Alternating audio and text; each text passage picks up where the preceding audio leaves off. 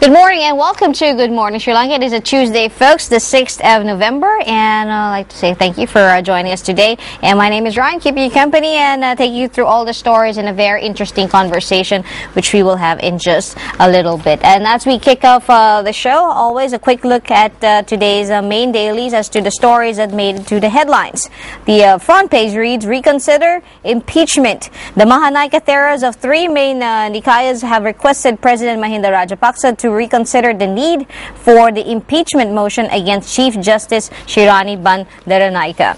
Also, a little story reads, Speaker to announce decision on observers. Speaker Chamal Rajapaksa will announce in Parliament whether foreign institutions or organizations will be allowed to observe the Parliament Select Committee proceedings on Chief Justice Shirani Bandaranaike, a senior government source said yesterday.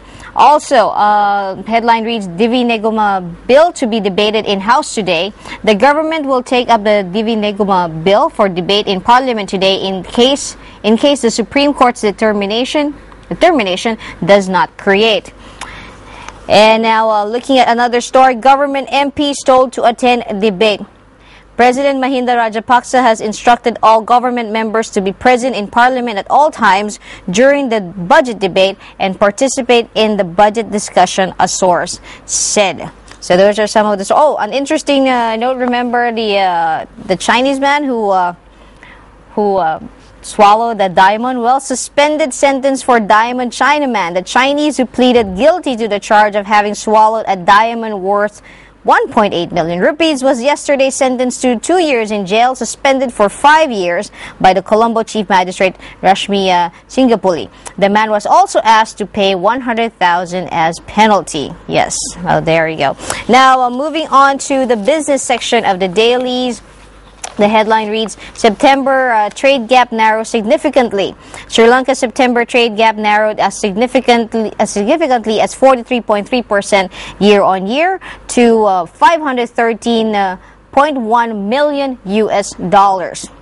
While the cumulative trade gap for the period from January to September narrowed 0.3% to $6.7 billion US dollars. That's according to the central bank, and it says this is the first time since December 2009 that the cumulative the cumulative trade deficit for the year has declined. Also, bad news, new vehicle registration slumped by 39% in August. New motor vehicle registration during the month of August fell 38.7% year-on-year to 27,766 amidst import duty increase on motor vehicles. The official data issued by the central bank showed. And during August, the importation of motor cars fell as sharply as 62.8% year-on-year to 1,880, while importation of three-wheelers and motorcycles also fell by 38.7% and 36.6% year-on-year, respectively. Now, that's looking at the business section. Now, sports, all you sports fanatics, let's get to the first one. Sri Lanka aiming to maintain series lead. The second ODI was going smoothly before two interruptions due to rain hampered the proceedings, which ended in a 14-runs win in favor of Sri Lanka on the Duckworth Lewis. Sri Lanka was taken a 1-0 lead in the 5-match ODI series against New Zealand after their win in the second ODI played on Sunday at the Pallekele Stadium. Will be aiming to maintain the lead when the two sides meet each other in the third ODI, scheduled to be played at the same venue today from 2:30 p.m. onwards. The second ODI was going smoothly before two interruptions due to rain hampered the proceeding, which ended in the 14-run win in favor of Sri Lanka. Now, for all you motor fans, that's F1, Vettel ready to land knockout blow in F1 title race. The knockout blow in the Formula One title battle has yet to be thrown, but the moment is fast approaching, and Red Bull Sebastian Vettel is landing the big psychological hits. Sunday's floodlit Abu Dhabi Grand Prix was a standout chance for Ferrari's Fernando Alonso to recapture the lead in the driver's standing with 2 races to go, but even if he beat Vettel for the first time in 6 races, it remained an opportunity missed. Also, in the local sports scene, Nishanta emerges as World Carom champion. Captain of Sri Lanka's Carom team, Nishanta emerged as men's singles world champion at the 6th World Karong Championship held in Colombo. Nishanta Fernando beat C. Bharatidasan of India by 2-0 to win the singles event. And for the tennis fans, Petrova trounces Wozniacki in the champions final. Russia's Nadia Petrova trashed top-seeded Dana Caroline Wozniacki 6-2, 6-1 to secure her maiden Tournament of Champions trophy and the 13th career title. It was a 30-year-old's third tournament victory of the year after winning Wimbledon warm-up event in the Busch in Netherlands and the Pan Pacific Open in Tokyo. Now, if you haven't taken note of the date, today is the 6th of November, and it is a very important day for Americans in the United States because the U.S. presidential poll happens today, and because we are ahead by practically half a day, it is still the 5th in the United States. Citizens of the United States are to decide the next president of the world's powerful nation today, and the poll is considered as the most expensive presidential election in U.S. history. Also, according to I think this is the fourth non-partisan poll that's been done. It is a dead heat. Yes, with the President Barack Obama and Mitt Romney practically standing at 48%. The poll is the fourth national non-partisan survey, and it reads according to a Politico George Washington University survey, it is tied at 48%. NBC Wall Street Journal poll indicates Obama at 48% and Mitt Romney at 47%. And the latest Washington Post tracking poll puts Obama at 49% and Romney at 48%. There's also a news that in New Jersey, due to the severe damage caused by Hurricane Sandy, some voters are allowed to vote via email. Just some interesting and noteworthy happenings regarding the U.S. presidential election. Now for something on the lighter side of things, if you are a bit crazy about a very famous social networking site, Facebook, according to a recent study, Facebook is actually making you fat. Yes, that's according to a new study, Are Close Friends the Enemy? Online Social Network Self-Esteem and Self-Control, that will appear in the 2013 June Journal of Consumer Research. It found a significant relationship between Facebook usage and individual self-control.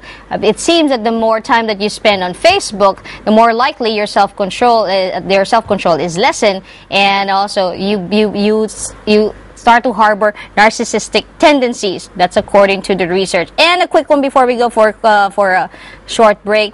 If you're a Superman fan, apparently a prominent astrophysicist has pinned down the real location of Superman's fictional home planet of Krypton. Yes, Krypton is found 27.1 light years from Earth in the southern constellation Corvus, also known as the Crow.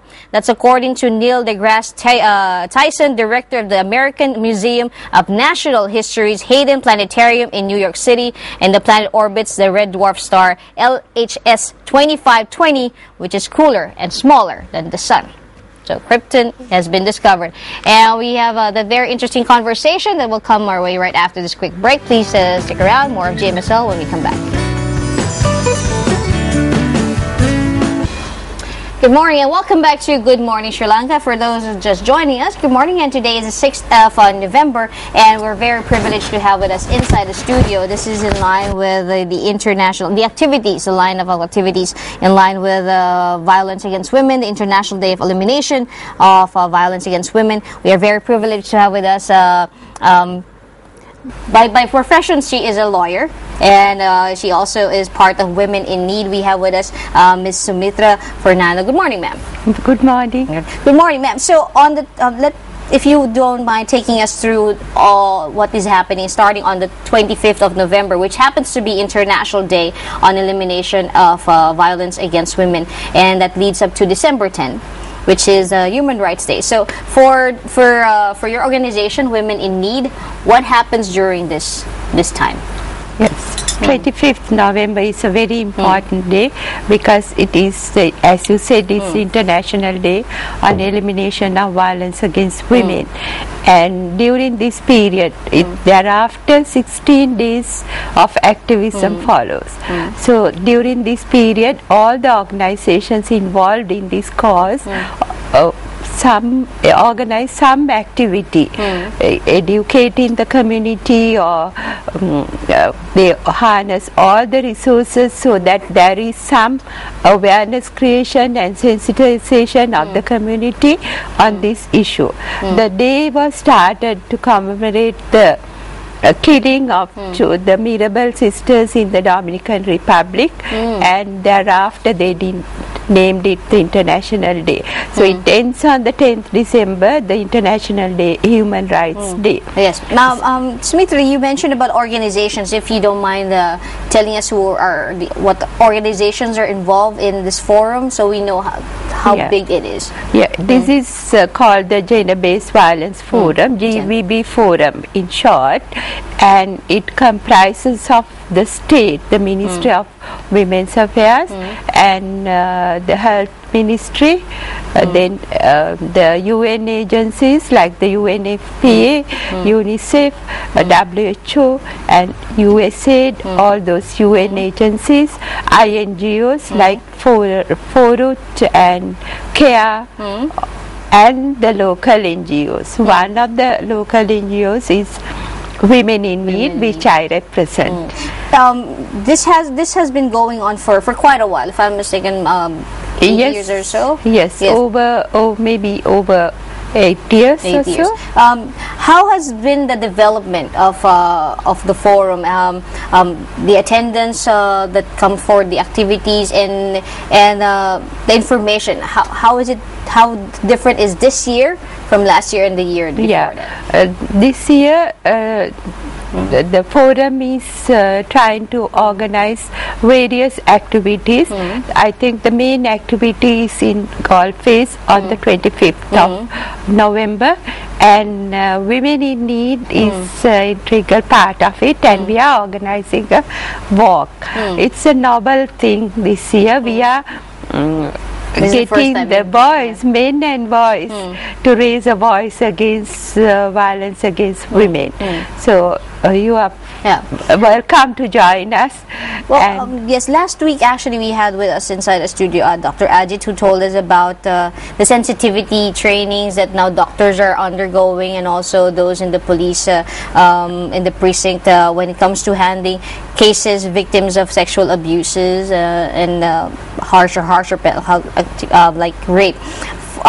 Smriti, for you who's involved with Women in Need, which is actually, if I'm mistaken, an organization, an NGO that's right smack in the middle. You're not just the one who talks, you're literally the one who walks the walk as well. You take in women who have victims, you take care of them, nurse them, and hopefully is rehabilitate the right word, or just to help them out to escape the abuse that has been going on in their lives. So how is it now?